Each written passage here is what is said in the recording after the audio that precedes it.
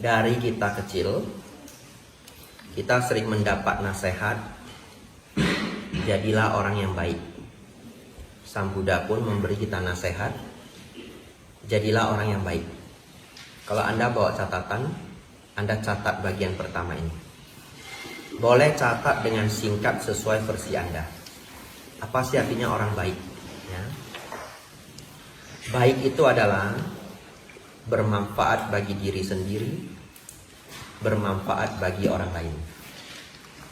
Tidak merugikan diri sendiri, tidak merugikan makhluk lain. Bermanfaat bagi diri sendiri, bermanfaat bagi makhluk lain atau orang lain. Tidak merugikan diri sendiri, tidak merugikan makhluk lain. Itu disebut baik. Jadi kalau saudara belajar pikiran baik, perbuatan baik, ucapan baik, kriteria baik itu 4 hal ini. Baik bagi kita, bagi makhluk lain. Tidak merugikan diri sendiri, tidak merugikan makhluk lain. Terus, apa yang disebut perbuatan buruk? Buruk itu adalah yang merugikan diri sendiri dan atau merugikan orang lain. Dan / atau, seperti bahasa hukumnya. Dulu saya cuma bilang dan orang lain atau dan makhluk lain. Pas saya ngajar di Bali saya diprotes. Bante harus dan atau. Dia orang hukum. Ya saya ikut aja ya daripada saya dihukum ya. Jadi yang buruk itu adalah yang merugikan diri sendiri dan makhluk lain. Ya. Pakai dan juga benar. Karena begitu Anda merugikan makhluk lain, Anda sendiri dirugikan. Karena dunia ini ada hukum karma. Betul ya? Baik.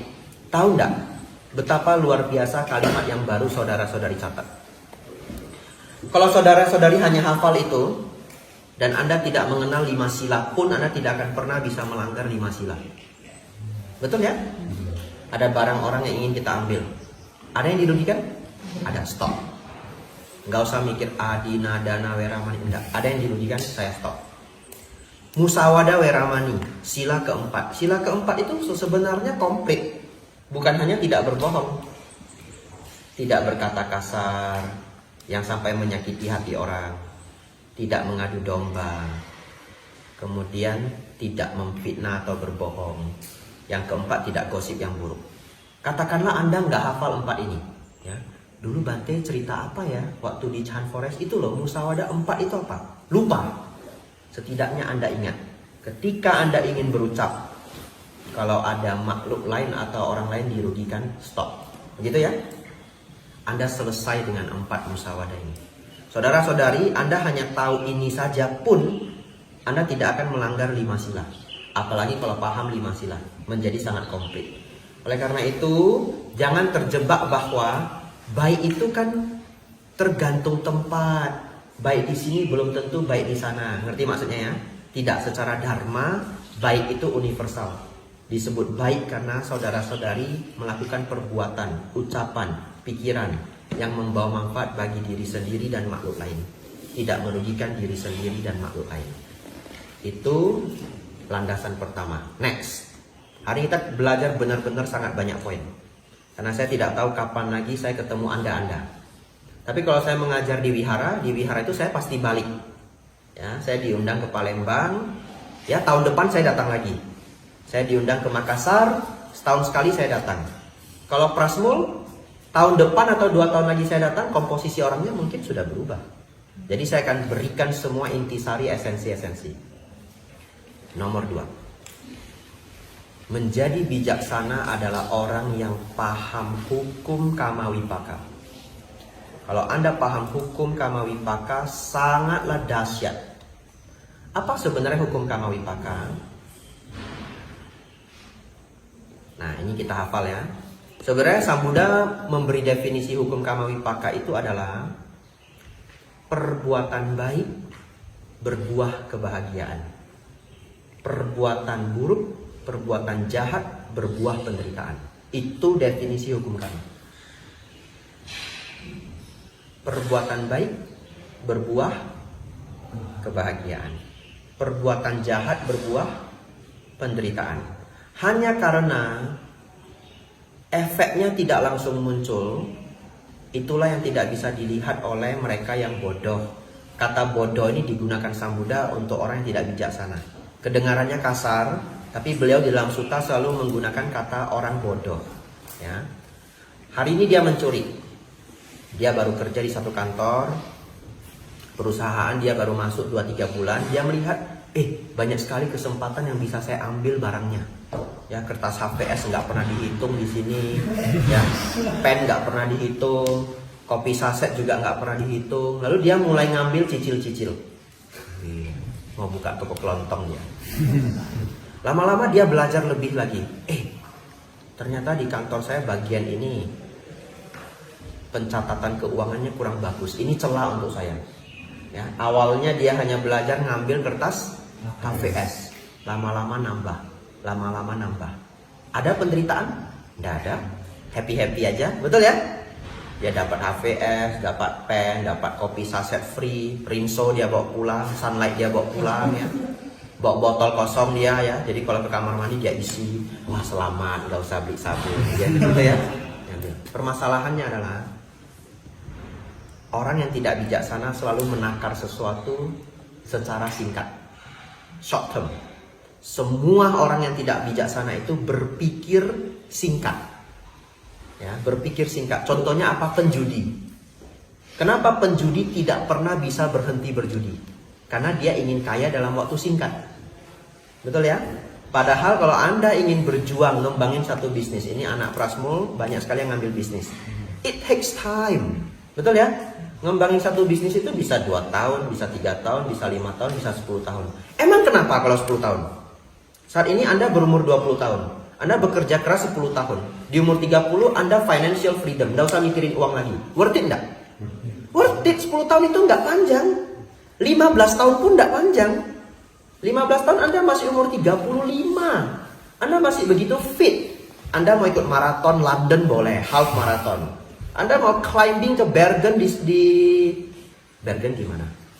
Norway. Anda bisa pergi ke Bergen. Ada 7 gunung di sana. Naik turun lagi, naik turun lagi, naik turun lagi. Up to you.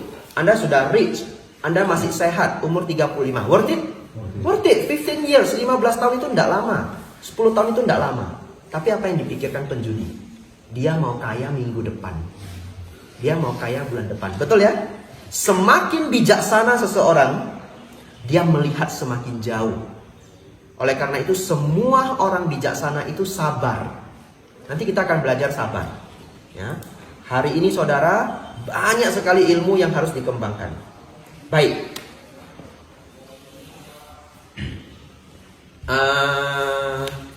kita cerita hukum karma tadi. Sampai di mana kepotong? Kama Wipaka, betul. Ya. Baik. Sampai ke pencuri HVS. Kan belum selesai hidupnya ya. Lama-lama dia berpikir orang tidak tahu. Tapi kejahatan itu kalau dilakukan berulang-ulang itu kecium. Ya. Kecium itu nggak ada bukti, betul ya? Tapi kecium. Satu ketika ngobrol. HVS kok cepat sekali habis ya? Kamu seminggu pakai berapa? Saya nggak pakai. Kamu pakai berapa? Saya pakai yang kantor sebelah. Yang di sini saya nggak pernah pakai. Setelah semuanya berembuk, nggak ada yang pakai. Tapi habis berselat-selat. Ketahuan? Ketahuan. Ada bukti? Tidak ada bukti. Tapi semua dari kita yang di sini itu takut sama dia. Betul? Betul ya? One day, 3-4 tahun kemudian, ini jadi supervisor di Aceh, jadi supervisor di Makassar, jadi manajer di Jakarta. Keingat dia. Ada yang mau rekrut? Nggak ada. Anda punya bukti nggak dia curi HVS? Dia curi kopi dan sebagainya. Anda tidak punya bukti. Tapi kecium. Kecium saja dia sudah rugi. Walaupun dia ruginya 5 tahun yang akan datang. Betul? Itu hukum Kama Wipaka. Saat ini dia menikmati hasil curian. Ruginya kapan? 5 tahun yang akan datang. Ruginya besar sekali. Betul ya? Harusnya dia punya potensi jadi manajer. Ini anak cerdas banget. Nggak ada yang mau rekrut. Nggak ada yang mau kerjasama. Sehalus itulah hukum Kama. Nggak bisa diceritain sama orang yang tidak mau berpikir. Betul ya? Nggak mungkin. Nggak mungkin. Begitu ya? Baik. Orang yang paham hukum Kama Wipaka, berpikir long term, hidup Anda akan sangat bahagia. Walaupun Anda harus belajar sabar. Kita masuk ke poin ketiga, tapi saya ingin bahas dulu hukum Kamawipaka, artinya memahami bahwa berbuat kebaikan berbuah kebahagiaan, berbuat keburukan kejahatan berbuah penderitaan. If you give happiness, then happiness will return to you. Begitu ya? If you give happiness, then happiness will return to you.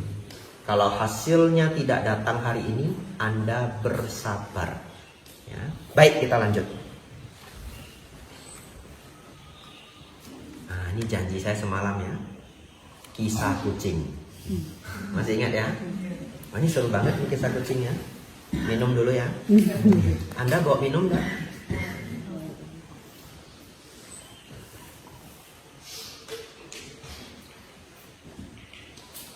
Yang belum punya asuransi, beli asuransi. Asuransi itu berharga. Saya ikut jadi jualan ya. Masuk Allianz ya. Itu direkam loh ya. Nanti Allianz endorse saya. Ya, saya punya polis Allianz, umat yang berdana. Setiap bulan umat yang berdana sudah beberapa tahun. Ya, mau dana untuk umat tersebut. Saudara-saudari tidak kenal tidak apa-apa. Ya, poin selanjutnya kita cerita kisah kucing. Ini adalah kisah Zen Buddhism di Jepang.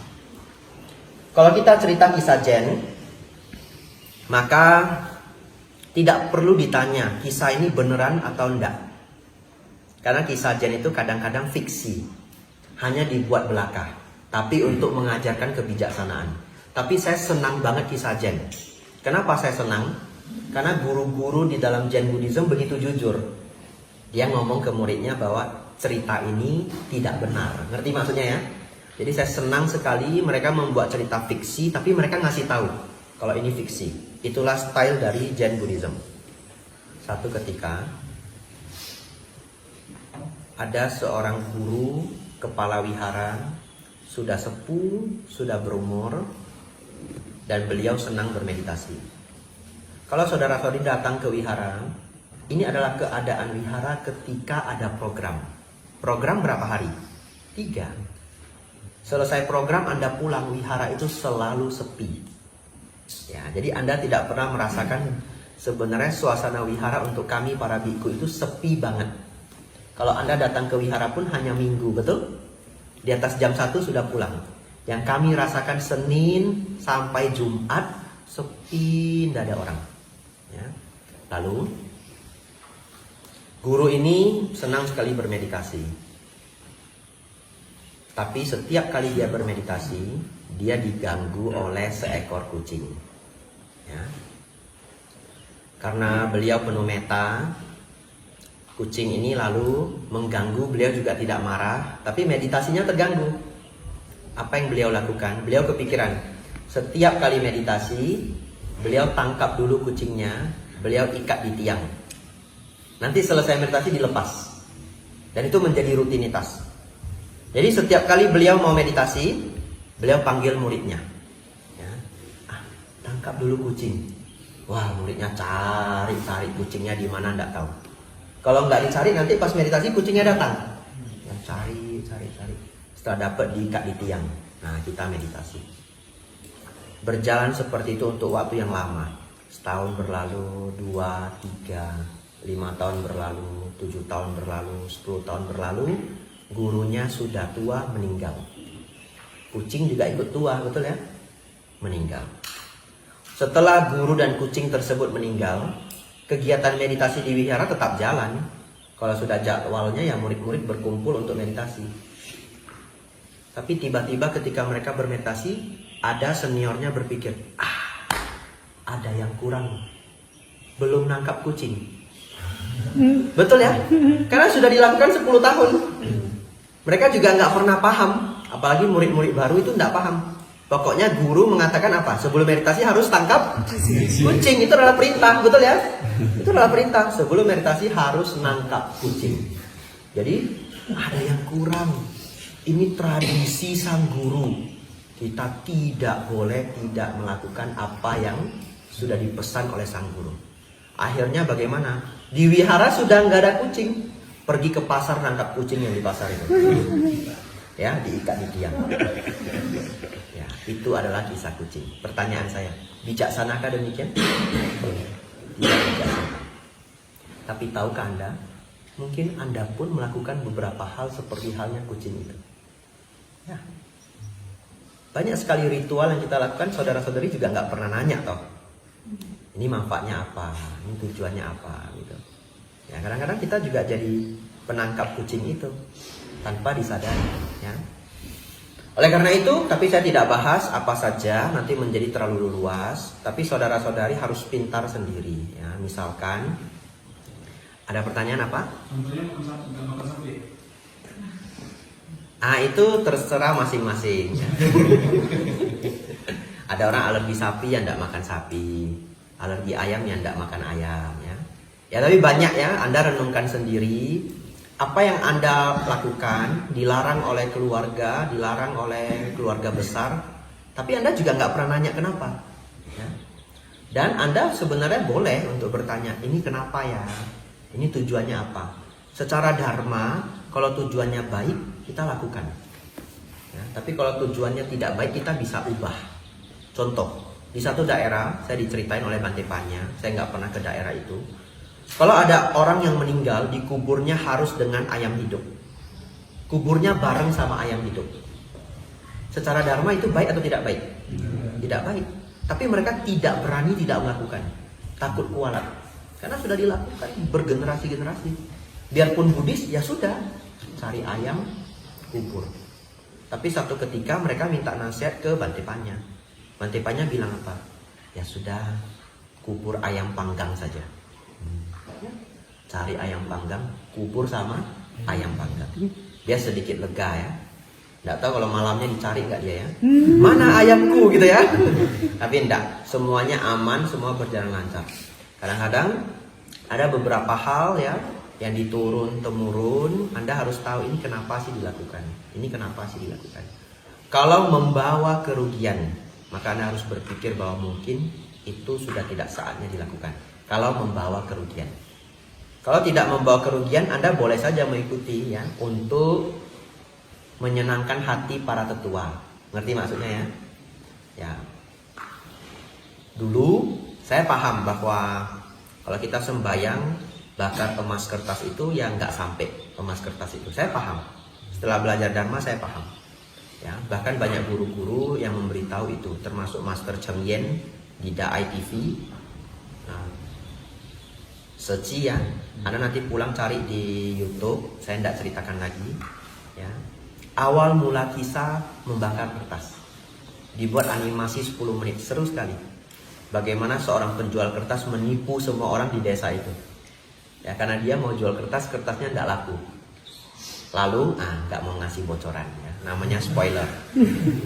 Nonton sendiri ya, judulnya awal mula. Sepertinya judulnya awal mula tradisi membakar kertas, sepertinya. Yang penting itu dari channelnya Dai TV atau Seci. Ya, saya dulu mengerti kalau ya kita bakar kertas itu ya nggak sampai ke yang meninggal itu. Saya mengerti. Tapi kalau sudah berkumpul satu keluarga besar, saya ikut bakar. Betul ya? Kenapa? Untuk menyenangkan hati para keluarga. Itu cara saya. Saya jarang melawan arus. Selama tidak ada yang dirugikan, saya ikut aja. Tapi mama saya kasih tahu, mama nggak usah beli banyak-banyak, sedikit aja sebagai tradisi. Ya, mama saya setiap tahun juga berkurang ya, yang dia bakar berkurang. Kalau di Singapura sudah dilarang karena polusi. Baik, itu kebijaksanaan nomor 2. Nomor berapa? Nomor 3 ya. Banyak sekali kebijaksanaan seperti itu yang perlu nanti Anda renungkan sendiri. Orang zaman dulu tidak berani gunting kuku kalau malam. Ada yang di sini tidak berani gunting kuku kalau malam? Nah, kalau ada mungkin nggak ngaku ya. Katanya kalau gunting kuku waktu malam, nanti kita mau digigit siluman. Iya, saya kecil diceritain itu. Silumannya datang, makan kita. Pas dia menggigit tulang kita itu suaranya mirip dengan suara gunting kuku. Jadi keluarga kita nggak tahu kalau kita lagi dimakan. Saya diceritain itu waktu SD kelas 4. Sejak itu nggak berani gunting kuku kalau malam. Takut silumannya keluar, begitu ya. Tapi sebenarnya kenapa? Mungkin zaman dulu itu masih pakai lampu teplok. Jadi gelap. Kalau Anda gunting kuku di gelap-gelapan, nanti luka. Termasuk juga kalau malam tidak boleh menjahit, betul ya? Ya, kalau menjahit bisa begini, bisa begitu. Dulu gelap, ya, dan jarum itu juga perlu dibeli. Kalau jatuh nanti bisa hilang. Kalau saudara berpikir bahwa, oh kalau malam-malam menjahit pamali nanti bisa sial. Itu di China konstruksi pakaian 24 jam. Betul ya? Konstruksi pakaian pabrik jalan 24 jam. Kalau perusahaannya ordernya banyak sekali, kerja sampai lembur sampai malam. Ya mereka juga tidak siap ya. Baik. Nah, selanjutnya jam berapa ini? 9.40. Ini sangat baik konsentrasinya. Jadi Anda sudah belajar apa ini? Anda sudah jadi orang baik, ngerti hukum Kama Wipaka dan kisah penangkap kucing. Selanjutnya ini kisah yang sangat sering saya ceritakan, tapi baik. Di Thailand ada seorang bante sudah sangat tua, namanya Bante Payutto. Ini bante sangat luar biasa. Saat ini beliau adalah 9 biku tertinggi di Thailand. Di Thailand itu ada 300.000 biku. Ya, jadi kalau menjadi salah satu dari 9 biku tertinggi di Thailand itu bukanlah hal yang mudah karena jumlahnya 300.000 dan itu dipilih oleh sangga dan kerajaan, diberi gelar disebut Somdet. Somdet hanya ada 10, sangga raja 1, lalu Somdet yang lain 9. Beliau satu di antara 10 ini. Dulu cuma 9, sekarang ditambahin 1 karena raja ke-10, jadi dia pengen nomornya 10. Nah, di antara para Somdet yang 10 ini, beliau adalah Somdet yang paling pintar. Jadi kalau saudara-saudari mau ke Thailand cari biku paling cendekia se-Thailand, nama beliau adalah Bante Payutto. Dan saat ini beliau masih hidup. Kalau dulu ada Bante namanya Buddha Dasa, tapi sudah meninggal. Cendekia level dunia, sampai diberi gelar oleh UNESCO. Ini sekarang Bante Payutto. Luar biasanya beliau adalah di Thailand itu ada ujian bahasa Pali yang sulitnya minta ampun. Ya. Biasanya mereka yang sudah umur 20-an pun hanya mau lulus Pali 3 saja bisa menghabiskan waktu 5-7 tahun. Kalau sangat rajin mungkin 3 tahun.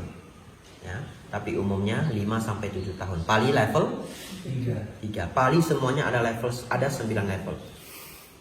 Biku yang pintar dan rajin yang pernah saya temui umumnya lulus dalam 15 tahun. Ini yang pintar dan rajin umumnya sekitar 15 tahun. Tapi yang extraordinary, super jenius, super rajin, ada yang 9 tahun pas. 1 tahun 1 level. Dan Bante Payutto ini sekarang umur 80. Beliau mencapai Pali 9, konsennya Pali 9 sebelum umur 19 tahun. Ya, tidak tahu umur berapa. Tapi sebelum umur 19 tahun. Mungkin dia belajarnya start umur 12 mungkin. Dan loncat.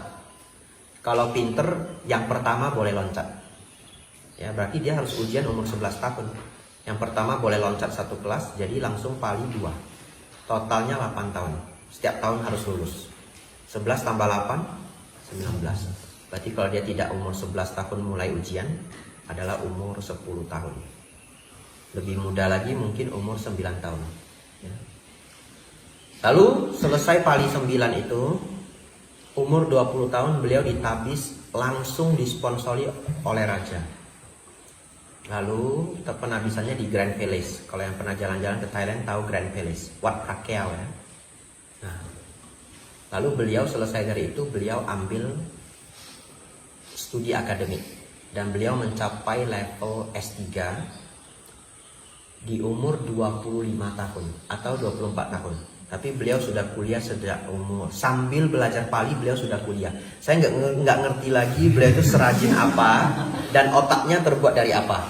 Karena ketika beliau belajar bahasa Pali beliau sudah mulai kuliah juga S1. Oh tidak. Ah ya mungkin iya. Kalau zaman sekarang Pali 9 itu dianggap S1. Jadi para biku bisa langsung ambil S2 kalau dia sudah Pali 9. Saya tidak tahu kalau 50-60 tahun yang lalu. Intinya beliau Pali 9 dan S3 di umur lebih kurang 25 tahun. Tapi beliau dari kecil sakit-sakitan. Kecil saja beliau sudah operasi beberapa kali. Badannya itu sering sekali sakit. Oleh karena itu Sang Buddha mengatakan, ini dihafal ya, barang siapa melihat duka, ia melihat dhamma. Barang siapa melihat duka, ia melihat dhamma. Saudara-saudari nanti kalau sudah pulang dari sini, ada yang mungkin tidak pernah ke wihara lagi. Tapi tiba-tiba satu ketika Anda punya problem. Ingatnya siapa? Wihara. Betul ya? Ada orang yang tidak pernah ke wihara, kemudian terkena masalah sangat besar, datang ke wihara. Kenapa? Dia tidak mengherankan. Karena barang siapa melihat duka, dia melihat dhamma. Bahkan saya pernah didatangi seniman level internasional. Karena saya kan tinggalnya di Jogja, Magelang. Malam-malam datang seorang seniman, dia cerita, ya Pak, saya seniman, lukisan saya sampai ke luar negeri. Bahkan setelah dia pulang, saya cek di Google, dia adalah seniman Indonesia yang mendapatkan International Award. Sayangnya saya lupa namanya, ya. Tapi karena ini direkam ya, saya nggak sebut namanya juga baik. Tapi saya beneran lupa namanya. Jam 8 malam datang ke Wihara Mandut. Ceritanya apa? Mau bunuh diri. Sudah pergi ke gereja mencari, dia Kristen ya, ke gereja, kemana-mana tempat ibadah. Tapi rasanya bagi dia belum menemukan solusi. Terus dia coba-coba datang ke wihara. Jadi saya kadang berpikir tidak hanya umat Buddha, ya, bahkan umat agama lain pun ketika melihat duka, ia mencari dhamma. Betul ya? Ia mencari dhamma. Datang ke wihara. Kemudian saya memberi nasihat cukup panjang, saya sudah lupa apa yang saya ceritakan. Kemudian saya kasih buku Acan Bram, Hidup Senang Mati Tenang. Kemudian bapak itu bilang, saya kasih tahu saya dipanggil Bante ya. Kalau saya nggak ngasih tahu, nanti dia panggil saya Pak Biksu terus. Bante begitu. Lalu dia bilang, Bante boleh enggak seminggu saya datang ke sini 2 kali ikut meditasi? Silakan Pak, kapan aja datang boleh, silakan. Nah, pokoknya saya meditasi aja ikut di belakang, tidak ada kelas spesial, ya. Tapi silahkan duduk di belakang saya.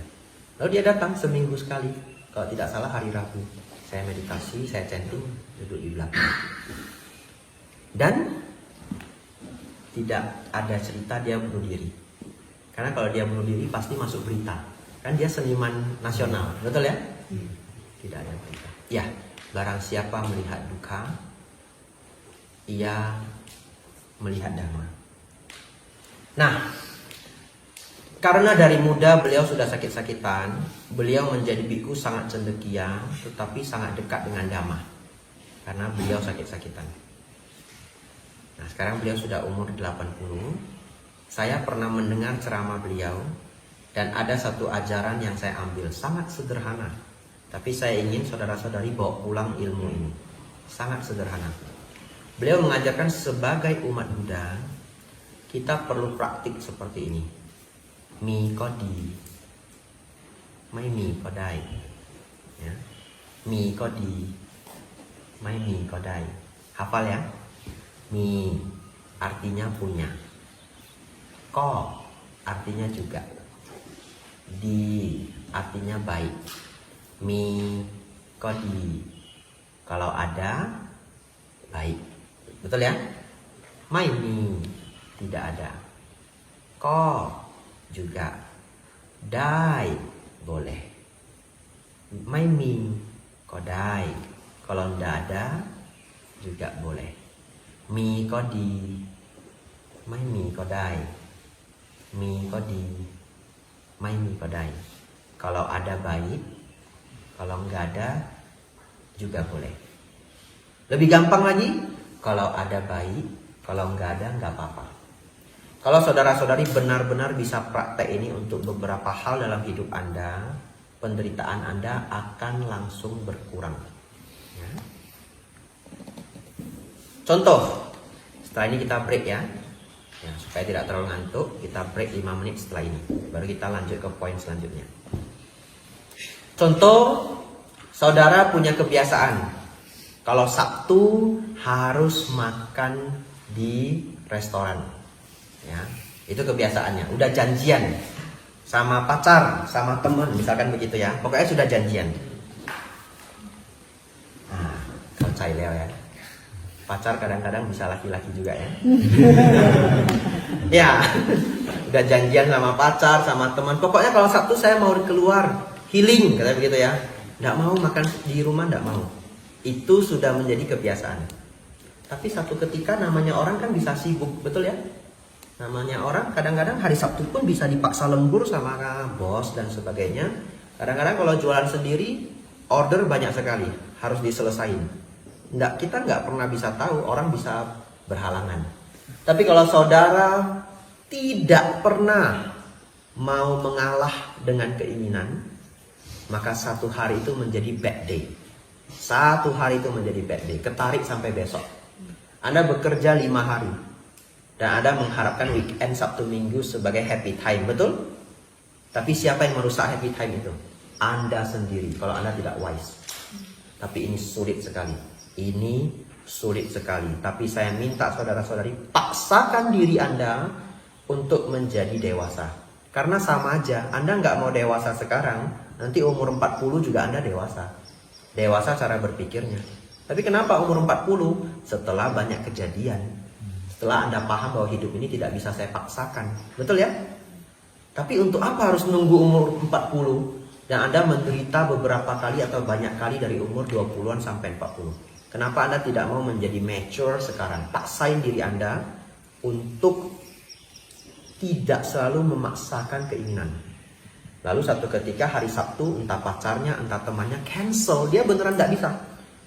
Tolonglah, saya udah kerja Senin sampai Sabtu, cuma makan di luar aja kamu gak bisa. Begitu ya?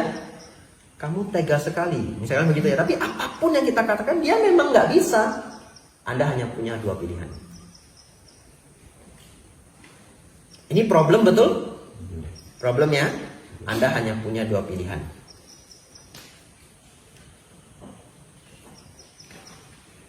Menjadi menderita atau menjadi bijaksana. You only have 2 choices. 2 choices. Tidak ada yang lain. Anda boleh memilih menjadi menderita atau menjadi bijaksana. Kalau Anda memilih menjadi menderita, silahkan Anda marah. Anda punya bad Saturday, Sabtu yang buruk. Besoknya masih bad, Anda punya bad Sunday. Lebih buruknya Seninnya masih kesal, Anda punya bad Monday. Ada orang yang marah seminggu, you have the bad whole week. Ya, ada orang tidak bijaksana sekali. Sedikit diganggu, cancelnya hari Sabtu, marah 2 bulan. Betul? Real, walaupun contoh saya fiksi, tapi di luar sana ada orang yang begitu. Kalau marahnya lama banget, 2 bulan. Betul ya? Kalau keseringan bagaimana? Hah?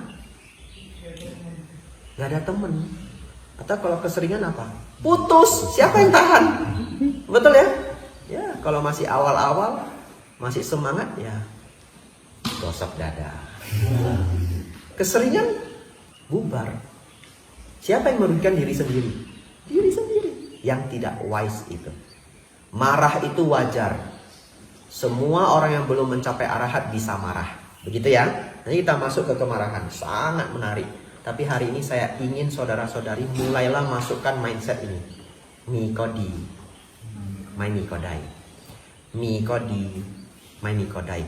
Sabtu nggak bisa, kita paksain. Kita juga jangan pasrah. Beneran kamu nggak bisa. Yakin, jangan gitulah. Sabtu ini berharga. Gak harus pacar ya, teman juga boleh ya. Nah, kamu kok gitu ya? Sorry ya, saya beneran gak bisa. Just be wise. Be wise. Oke, keluarnya besok aja. Traktir saya yang enak ya. Itu, just be wise. Orang akan menjawab apa? Oke. Betul ya? Anda tunda sebentar. Sudah, cari teman yang lain hari ini. Ya. Jangan pacar yang lain ya, teman yang lain gitu. Hang out sama teman yang lain dulu. Besok Anda minta apa aja dibeliin, betul? Ya, sabar sedikit. Besok dia juga sibuk, no problem. Oke, minggu depannya kamu usahakan ya, bawa saya ke rumah makan ini ya, rumah makan favorit. Dibawa, win-win solution. Minggu depan Anda akan disayang, Anda akan dibaiki, betul ya? Dan Anda akan dilihat sebagai orang yang sangat berkualitas. Anda pasti dipuji-puji dalam hatinya, betul ya? Ini teman saya wise banget. Dan Anda akan dibangga-banggain. Kalau case-nya pacar, satu ketika dia ngumpul-ngumpul, curhat, pacar saya begini. Apa yang akan dia katakan? Pacar saya nggak begitu. Dia bijaksana sekali. Beneran? Iya. Saya kalau sibuk ya saya kasih tahu sibuk, tapi kasih proof saya beneran sibuk, dia nggak marah. Dia paling neken-neken saya sebentar, saya memang nggak bisa, dia nggak apa-apa. Kok bisa? Ya dia dengar ceramah Bante Agijato, bisa kan ya? Ada iklan sedikit ya. Kan itu branding ya. Siapa yang branding angkat tangan? Nah ini ya. Nah, kadang-kadang harus branding sedikit ya. Ya, you only have two choice. Be suffer or be wise. Pilihan ada di tangan Anda. Saya pilih be wise. Cukup sulit di awal, lama-lama terbiasa. Ya, cukup sulit di awal, lama-lama terbiasa. Ada pertanyaan? Tidak ada, kita break 5 menit. Tidak ada ya? Ya, kita break 5 menit.